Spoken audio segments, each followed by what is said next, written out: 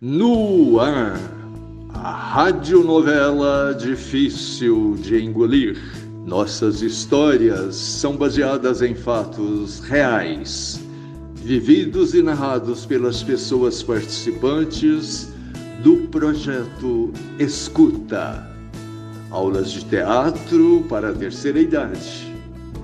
Ação realizada com recursos da Lei Federal número 14.017 de 2020, Lei Aldir Blanc, através da Prefeitura de Uberlândia. As ditaduras sempre são traumáticas, sobretudo para aqueles que sonham com um mundo melhor e mais humano. E trabalham para isso dentro do ideal cristão de amor ao próximo e de respeito às diferenças.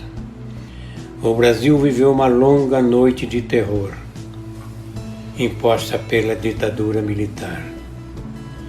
De 1964 a 1984, que deixou marcas em várias gerações.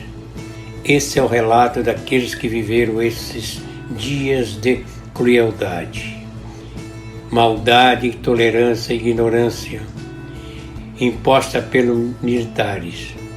Os homens de preto, expressão do fascismo que sempre esteve atrelado às ditaduras, ainda assombram muitos brasileiros e brasileiras. Eu nunca vou me esquecer, nunca, do dia em que cheguei para trabalhar e fui abordado por homens de preto que queriam revistar meu armário de qualquer jeito. Eu era um metalúrgico e, como o salário não acompanhava o custo de vida, o sindicato sempre nos alertava para os nossos direitos. Todo trabalhador tem os seus. Eu queria melhores condições de vida. O folheto do sindicato dentro do meu armário foi o suficiente para que aqueles homens chegassem à conclusão de que eu era um subversivo. O que vivi naqueles dias não dá para descrever. O temor de perder o emprego, a humilhação, tudo isso seguem vivos na minha memória. O que todos nós queríamos era um mundo melhor, mais justo, respeitando nossos direitos. Não esqueço jamais. Doeu e dói muito até hoje. Nem me fale desses homens de preto. As lágrimas tomam conta das minhas memórias. Lembro do meu pai, um homem dedicado e trabalhador, e minha mãe que cuidava dos filhos e ainda buscava, com pequenos serviços, complementar a renda de casa, serem abordados por estes homens.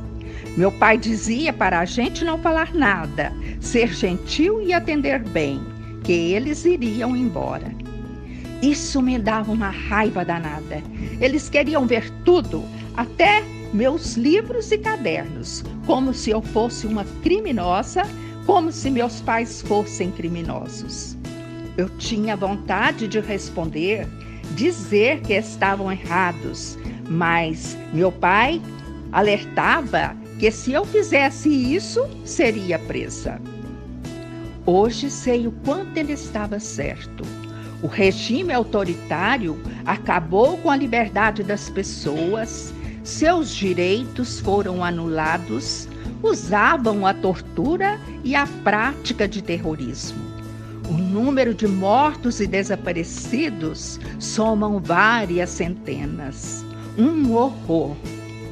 Sofreram por almejar um país com mais oportunidades, por querer um mundo melhor. Eu também me recordo desses tempos com tristeza. Nem livros podíamos ler. Era proibido pensar, era proibido ser. Os homens de preto estavam por todos os lugares. Poderia ser seu vizinho, seu desafeto.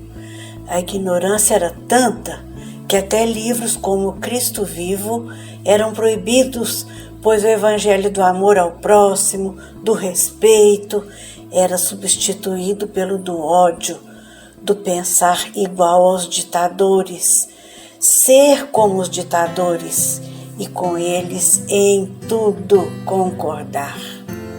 Um livro de escola, O Velho e o Mar, de Ernest Hemingway, era motivo de prisão pelo simples fato de o escritor americano ter morado em Cuba.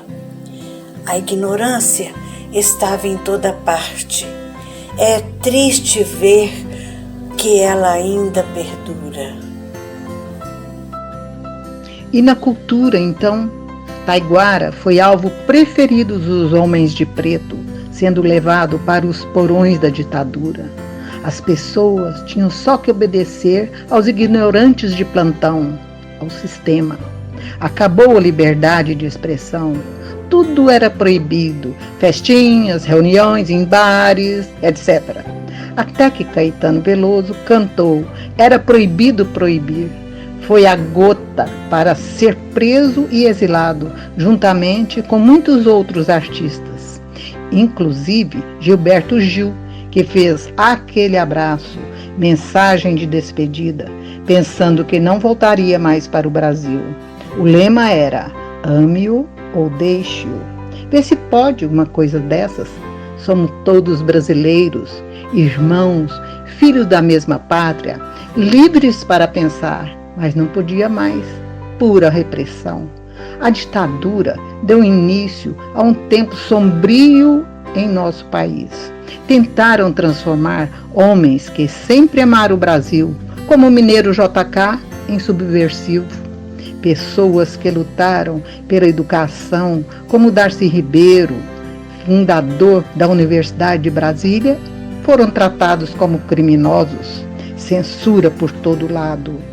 Os militares montaram o mais cruel sistema de repressão.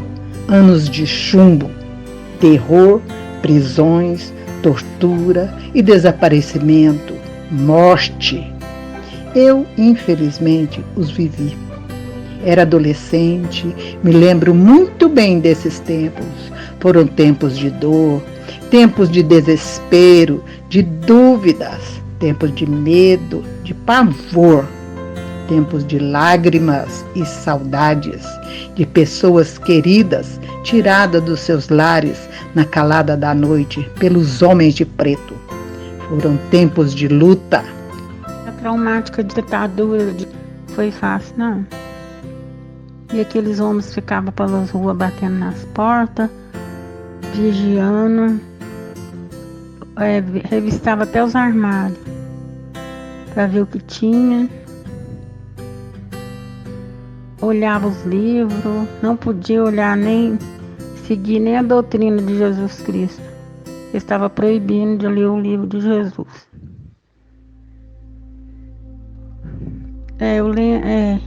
Eu lembro do meu pai. Meu pai trabalhava de noite, minha mãe também costurava. Ficaram assustados. Os filhos também, mas foi indo, eles foram embora. Depois eu entendi por que meu pai falou que era perigoso reclamar. Ele estava certo. Mas por fim, graças a Deus, ficamos livres dessa ditadura. E não esquecendo que eram homens de preto, Taiguara, Gilberto Gil, Caetano, tudo sofreu nas garras deles. Foram presos. É proibido festinha em baile. E bares também ficaram muito abertos até tarde. Era uma proibição. Era uma ditadura mesmo. Essa viagem aos porões da ditadura militar no Brasil é um alerta para que nunca nenhum de nós esqueça que o preço da nossa liberdade é a eterna vigilância. Sempre haverá alguém louco o suficiente para querer dar um golpe e militares irresponsáveis, como as páginas da história revelam, dispostos a tomar o poder que, pela Constituição, em nome do povo e pelo povo deve ser exercido.